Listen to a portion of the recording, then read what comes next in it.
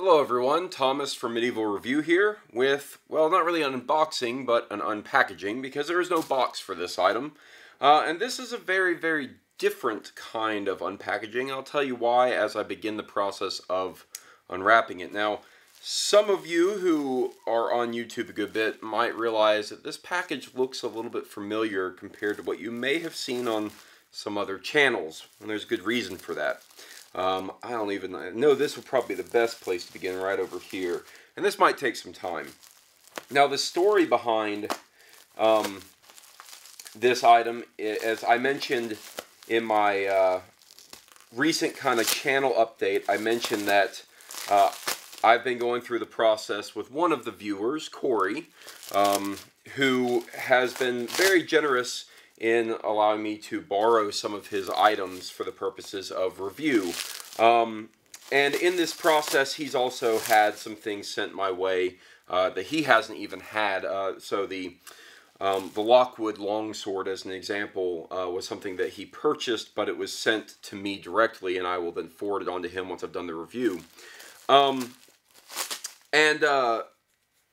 he's been finding some other things that he's been wanting. And so I knew that he was sending this item to me, so that aspect was not a surprise. But what was a surprise is that after I received it, I talked to Corey to tell him about, hey, I did actually receive this, and he informed me that, well, actually, of all the items he's sending, this is one that he is actually giving me as a gift, which is just, wow. Packaging is crazy. Either that or my knife has gotten really dull. But he informed me that this is, unlike the other items which I will be returning to him, this is one that I get to actually keep. So that's pretty awesome. And so I'm really looking forward now to unboxing this one right now, because I did not expect that. Certainly, this is actually the first time that I've had a viewer actually send me an item that is for me to actually keep, to add to my collection. It's certainly not something I expect, right?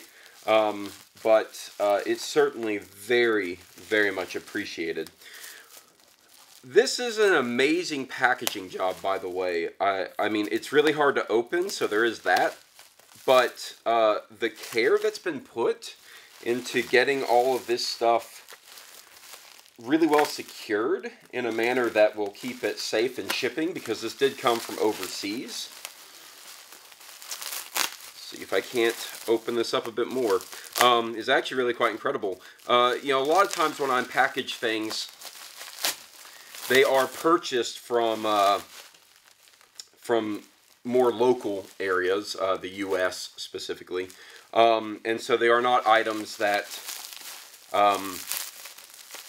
that need a ton of extra packaging. You know, they come in a big cardboard box with some paper or some styrofoam peanuts, that type of thing. But there isn't a lot of care put into the packaging itself. And this is definitely one of those cases where I can say that a lot of attention has been put into making this package just about impossible to open unless, I'm going to see if I can't begin to slip this out a bit. Wow.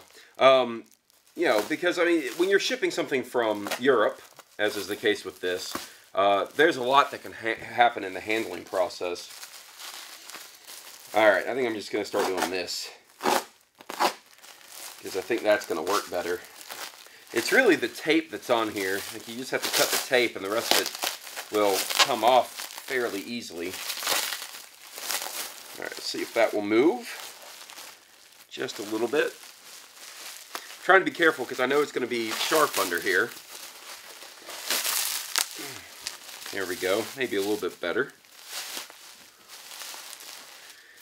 And there we go.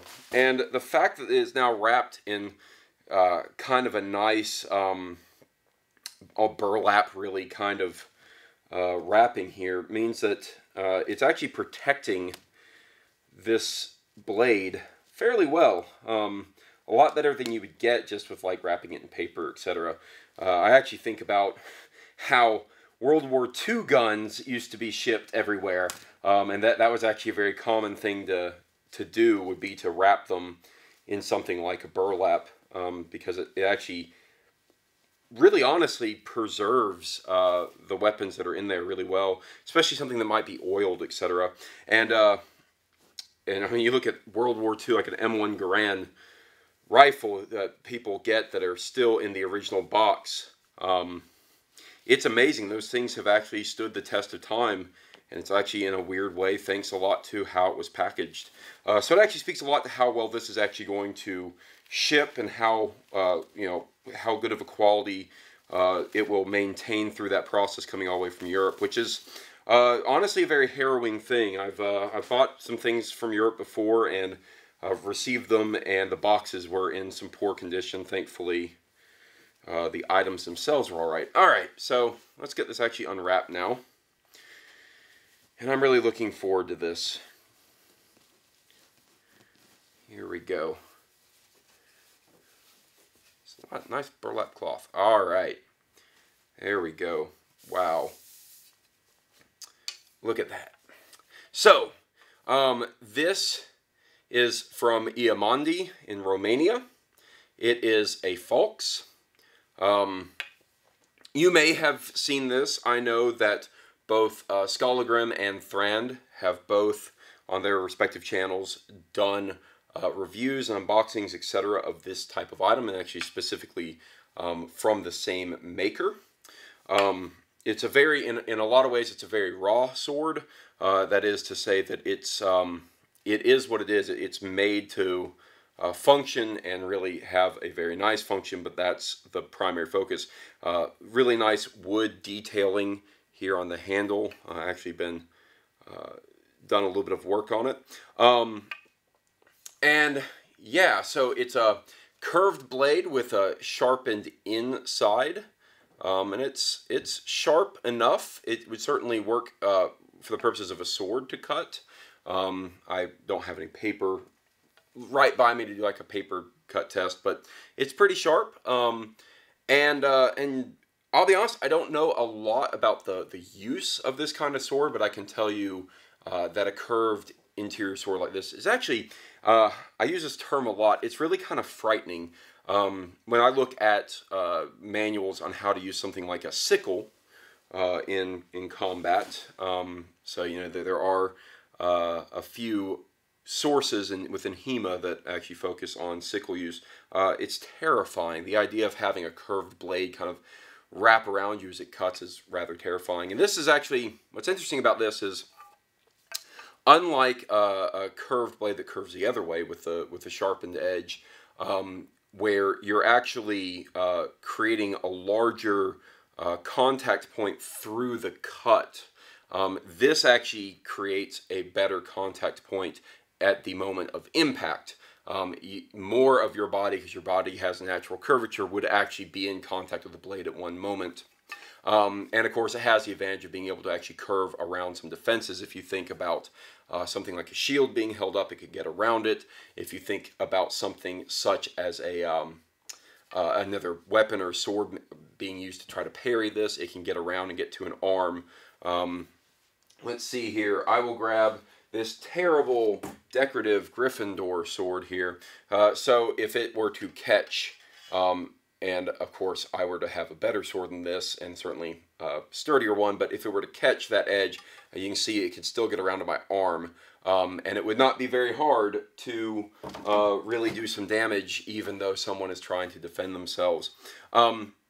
Fascinating weapons. Falxes are very interesting, very unique in a lot of ways.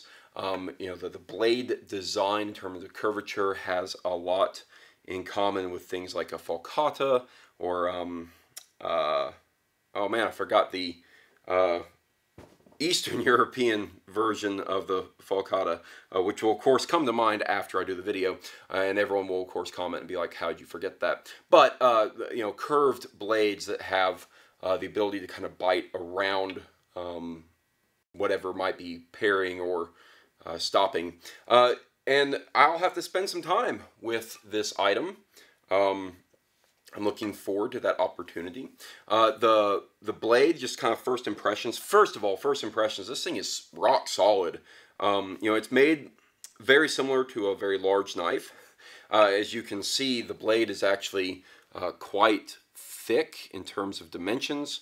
I would say about 4 millimeters thick, 3.5, 4 millimeters. And it goes all the way through. You can actually see right here where the tang actually comes out to the end. So it's one big, massive piece of metal. It's surprisingly light, given that. Balance point is hard to find because, of course, it won't strap around my finger, and I'm not going to do that. I'll have to find that later. It'd probably be out here somewhere, kind of the midpoint, because honestly, the handle is not going to add that much weight. And you can feel it's very blade heavy, but it's also a very light weapon, so you could easily use this without it exhausting you. The blade itself is not put with like a mirror shine and mirror polish. I actually think that works really well for this kind of weapon. Again, a very raw weapon in a lot of ways. I almost wouldn't want it to be a mirror polish because then it wouldn't feel nearly as authentic. Nice little maker's mark right here on the blade. And again, this is the Iamandi Falx, and it's a Dolcata Falx. But Iamandi is the maker.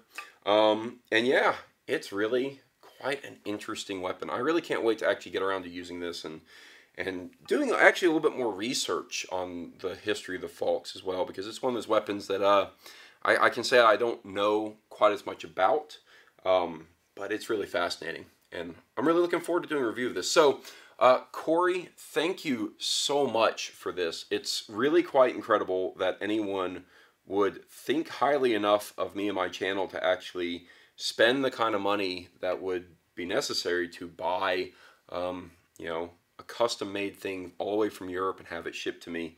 I cannot express my appreciation enough. It would not be possible.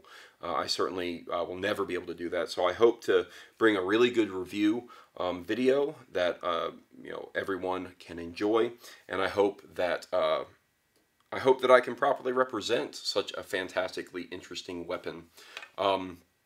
So I will, of course, note in my review that this is supplied and purchased for me by a viewer, which is actually really good because it means I can do the review of it without having to feel bad as if it was like sent by the manufacturer. Because I have been sent items to review from manufacturers, and of course I have to give all the details of like, well, you know, this was sent to me, I'm not keeping it, all the things I need to do in order to kind of have the good ethics in the review.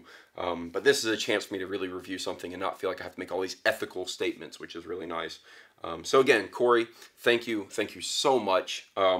Really appreciate it, and I'm looking forward to doing a review. So it'll probably be a while. As I said in the last channel update, I've got a lot of these type of things to go through. So I'm going to try to pump them out, but expect to see this one in the future. Cheers, guys.